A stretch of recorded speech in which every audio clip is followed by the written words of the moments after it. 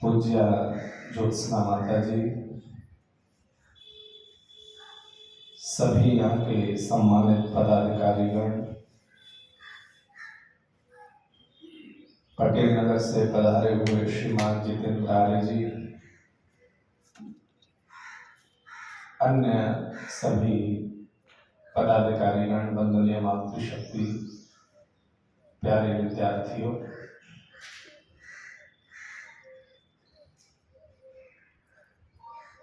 अभी जैसा कि आप प्रधान जी से भजन सुन रहे थे और मुझे लगता है कैसे तीर्थ धाम पर आकर के अगर ऋषि दयानंद की बात न की जाए तो प्रसंग अधूरा सा लगता है। जब हम टंकारा में पढ़ते थे तो बहुत सारे, जैसे यहाँ बाहर से लोग भ्रमण की दृष्टि से आते हैं, उनके मन में इच्छा होती है कि कुछ देखा जाए। वो ऋषि दयानंद की क्या विलक्षणता रही होगी। टंकारा में जब लोग आते थे तो कई बार तो अतिथियों को वहां जन्म घर में रोते हुए देखा, बैठ करके रोते थे। और बहुत सारे ऐसे देश के अलग अलग स्थानों से श्रद्धालु जो ऋषिवर को मानने वाले थे आते थे, वहां से मिट्टी लेकर के जाते थे। ऋषि दयानंद जीवन की यात्रा रही हो या उसके बाद में ऋषि के विचारों ने हमेशा संसार को प्रकाशित किया, एक दृष्टि प्रदान की। ऋषि दयानंद और आज समाज को कभी भी अपने परिचय देने की आवश्यकता नहीं पड़ी। इत्र मित्र चित्र और चरित्र को कभी अपना परिचय नहीं देना पड़ता। और जब ऋषि दयानंद का शिष्य जहां से चलता है उसकी एक अलग सुगंधी होती है। ऋषि दयानंद के सामने तो प्रत्यक्ष लोग प्रभावित होते ही रहे। उसके बाद जब स्वामी जी का देहावसान हो गया, उसके बाद जिम्मेदारी आर्य समाज के ऊपर आई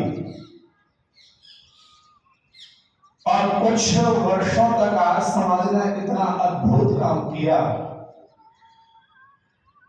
और लोग आर्य समाज में आकर के कैसे बदले, इसका मैं आपको उदाहरण सुनाऊं।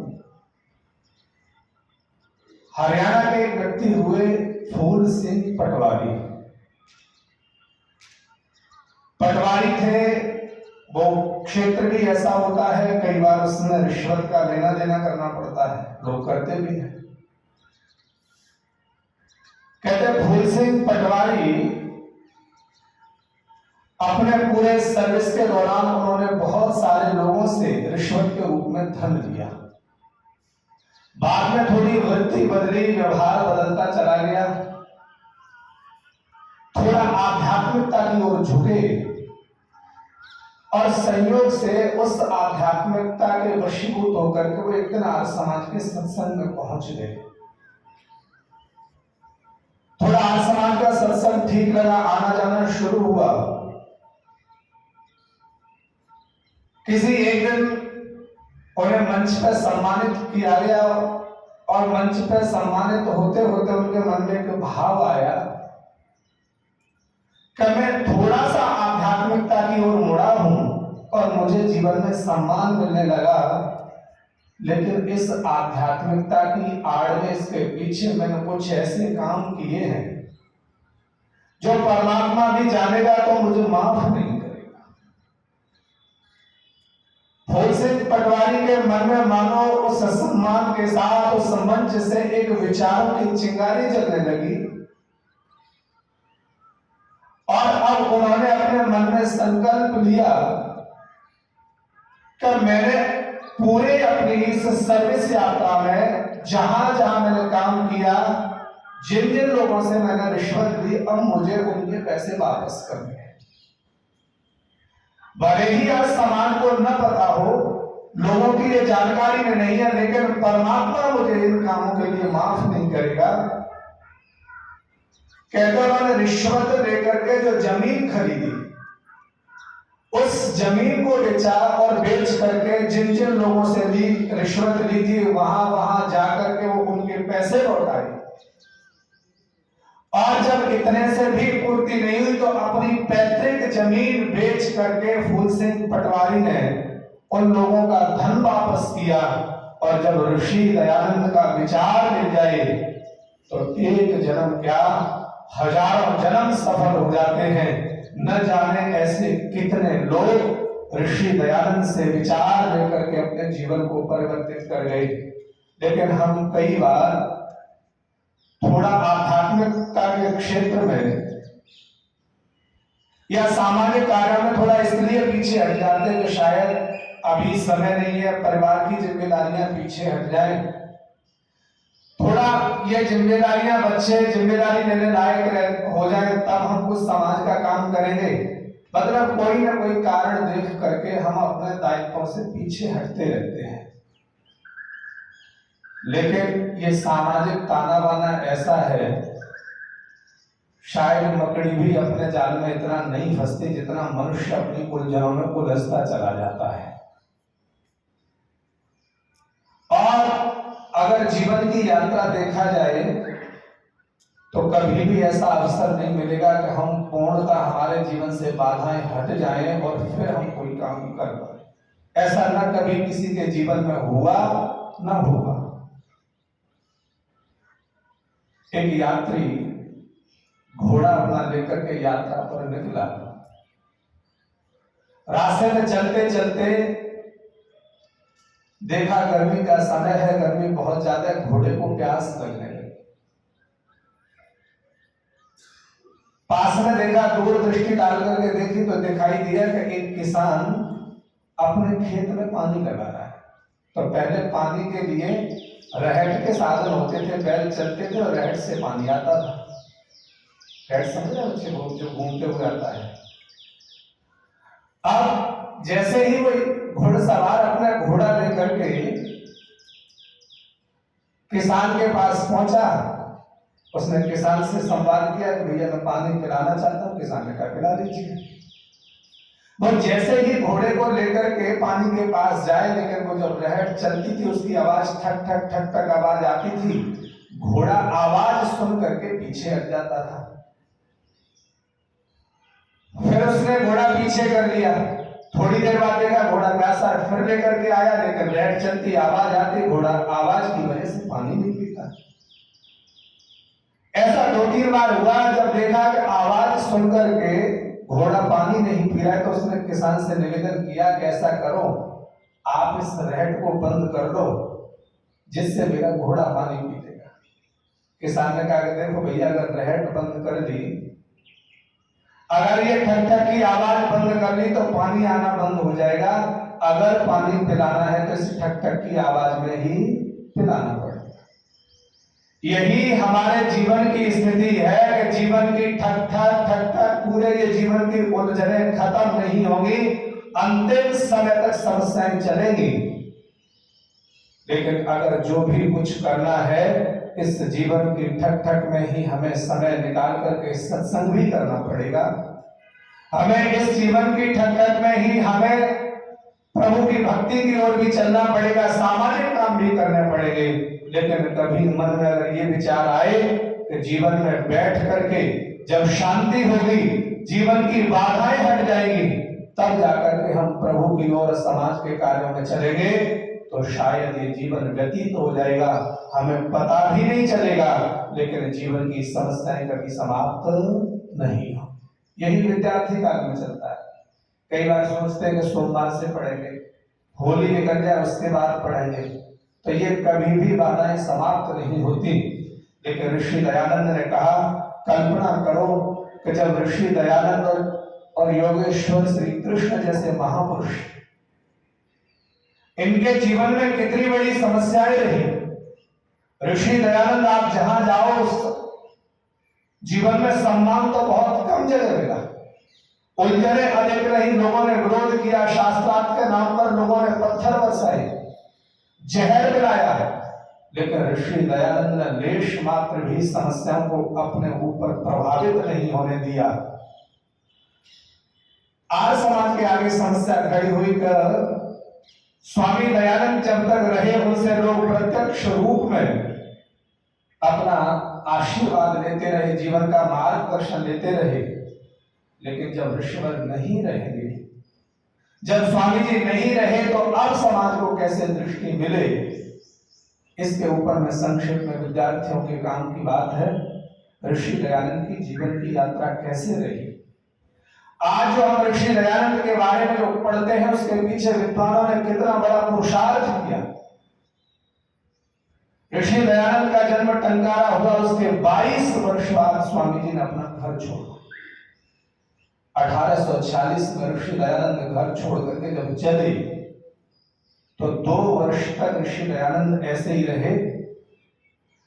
1848 में ऋषि दयानंद को अहमदाबाद के पास चाणौर नामक स्थान पर संपूर्णानंद सरस्वती ने सन्यास की दीक्षा दिलाई और सन्यास की दीक्षा दिला करके महर्षि दयानंद नाम दिया। यात्रा चलती रही। ऋषि दयानंद के सामने 2 लक्ष्य थे, एक तो परमात्मा की खोज और सच्ची वेदों की विद्या कहां से मिल सकती है, इसके लिए ऋषि दयानंद का लगातार अन्वेषण चलता रहा। घूमते घूमते पूरे देश का पर्यटन किया, अलग अलग स्थानों पर लोगों से मिले, लेकिन कोई ऐसा गुरु नहीं मिला जो कि उन्हें वेदों को पढ़ने और पढ़ाने का अवसर मिले। सत्य शास्त्रों को कैसे जाना जाए, तो 1860 में ऋषि दयानंद घूमते हुए मथुरा पहुंचे। अच्छा, हम अष्टाध्यायी वगैरह पढ़ते हैं, अष्टाध्यायी की भूमिका में आपने पढ़ा होगा कि शास्त्रों को पढ़ने के लिए कम से कम 12 वर्ष समय चाहिए। पूरा उन्होंने वहां क्रम बताया है। ऋषि दयानंद ने केवल 3 वर्षों में 1860 से लेकर के 1863 तक गुरु विरजानंद के यहां बैठ करके पूरी व्याकरण प्रक्रिया को जाना और वहां से चले, फिर प्रचार की यात्रा शुरू हुई। लेकिन ऋषि दयानंद ने पूरे जीवन में अभी 1875 तक बॉम्बे में आर्य समाज की स्थापना भी कर दी, तब तक ऋषि दयानंद ने कभी भी अपने जीवन के विषय में कोई चर्चा नहीं की। महाराष्ट्र के नेता के विशेष आग्रह पर 4 अगस्त 1875 को पहली बार ऋषि दयानंद ने अपने जीवन के विषय में लोगों को बताया। एक प्रवचन दिया, उसमें अपने जीवन, मेरा जन्म कहां हुआ, मेरे परिवार की स्थिति क्या है, मैंने शिक्षा दीक्षा कहां से ली। 4 अगस्त 1875 को ऋषि दयानंद ने पहली बार अपने विषय में बताया। 1875 के बाद ऋषि दयानंद ने आर्य समाज की स्थापना के बाद लगातार देश में अपने प्रचार की यात्रा को और तीव्र किया। और जब ऋषि दयानंद शुरू में लोगों को प्रवचन बोला करते थे, तो ऋषि दयानंद की भाषा संस्कृत हुआ करती थी। लोगों ने आग्रह किया कि स्वामी जी, जो प्रवचन आप देते हैं वो संस्कृत में होते हैं, सामान्य लोगों को समझ में नहीं आता। तो ऋषि दयानंद ने फिर भाषा बदली और पहले ऋषि दयानंद थे जिन्होंने इस देश को एक संस्कृत के साथ साथ एक हिंदी का ग्रंथ दिया, जिसने पूरे देश का नेतृत्व किया। लेकिन संयोगी समय का काल चक्र चलता रहा। ऋषि दयानंद शरीर छोड़ करके जब जाने लगे, जब बारी आई ऋषि दयानंद के पूरे देश में समाचार मिला कि ऋषिवर अब इस संसार में नहीं रही, तो लोगों के सामने एक प्रश्न हुआ कि जिसके मार्गदर्शन से आज तक हम अपने जीवन की ज्योति प्राप्त करते थे, अब उस ऋषिवर के बारे में ऐसा तो कुछ हो जो कि पूरा देश, आने वाली आगे वाली पीढ़ी कुछ ऋषि के विषय में जाने, क्योंकि अभी तक ऋषि के विषय में कोई ऐसी जानकारी नहीं थी कि जो लोगों को बताया जा सके। अपने जीवन काल में ऋषि दयानंद ने एक अंग्रेजी अधिकारी को, अब उस अधिकारी ने आग्रह किया था स्वामी जी अपने विषय में कुछ सूचना, कुछ विवरण उपलब्ध कराएं। तो ऋषि दयानंद ने कुछ पत्र भेजे थे। ये अब दो ही हमारे सामने जानकारियां थी, एक महाराष्ट्र में दिया हुआ प्रवचन, दूसरा एक अंग्रेजी अधिकारी को ऋषि दयानंद ने जो पत्र भेजे थे। दो ही स्रोत थे ऋषि दयानंद के विषय में जानकारी प्राप्त करने। ऋषि दयानंद का अंतिम संस्कार हो गया अजमेर की धरती पर। मान लो वेदों का उद्धारक, जो वेदों को लेकर के जिसने पूरी दुनिया में अपनी दुंदुभी बजाई। अब आज समाज के सामने संकट था उस ऋषि के जरिए कैसे मुक्ति प्राप्त की जाए। आज समाज में कौतूहल पैदा हुआ। 5 वर्ष बाद 1888 में पंजाब के मुल्तान नगर आर्य समाज ने अपने अंतरंग सभा में पास किया कि ऋषि दयानंद की जीवनी लिखी जाए। उसके ठीक कुछ ही दिनों बाद पंजाब प्रतिनिधि सभा ने एक प्रस्ताव पास किया कि ऋषि दयानंद का जीवन चरित्र होना चाहिए। ऋषि दयानंद का जीवन चरित्र लिखने के लिए उस समय धन की आवश्यकता थी और लगभग 1500 रुपए उस समय एकत्रित किए गए। 1 नवंबर 1888 को धन इकट्ठा हो गया, लोगों का मन बन गया।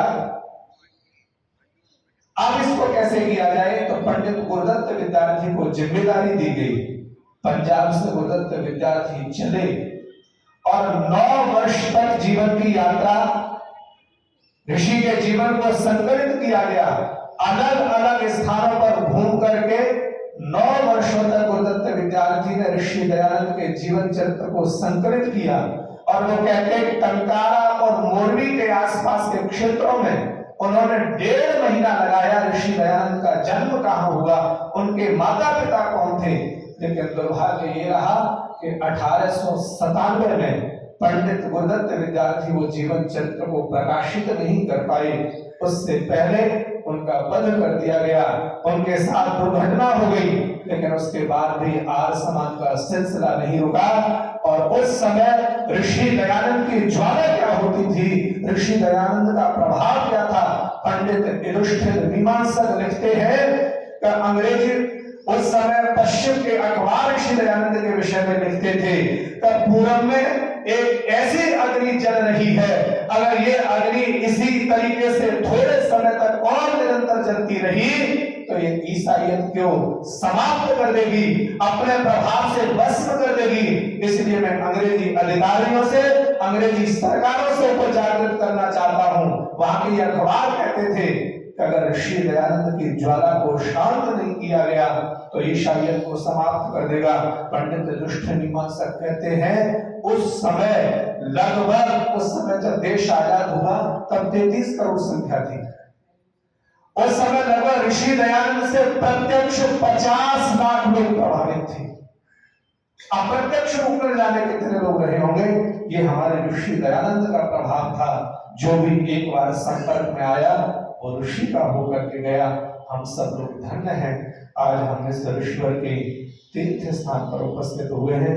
परमात्मा की कृपा रहे हम सब पर, हम ऐसे ही ऋषिवर का काम करते रहे। हम सबका एक ही लक्ष्य है, एक ही मिशन है, एक ही गुरु है।